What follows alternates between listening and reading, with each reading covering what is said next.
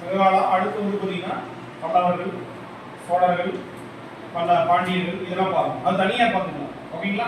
அதுக்கப்புறம் பாருங்க, இந்த புத்தர்கள் முடிச்ச உடனே சவுத் இந்தியன் கிங்டம், தென்னிந்திய அரசுகள் அப்படியே மேப் மாதிரி பாருங்க.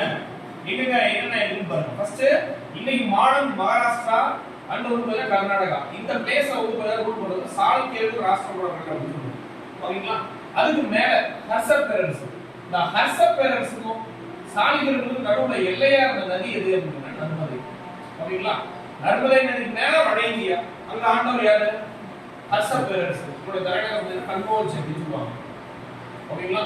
நர்மதை நதி கீழே தென்னிந்தியா, தட் மீன்ஸ் மகாராஷ்டிரா, கர்நாடகா இந்த பகுதியை ஆண்டவர் வந்து பாத்தீங்கன்னா சாளுக்கியர்கள் ராஷ்டிரகூடர்கள் அப்படின்னு சொல்லுவாங்க.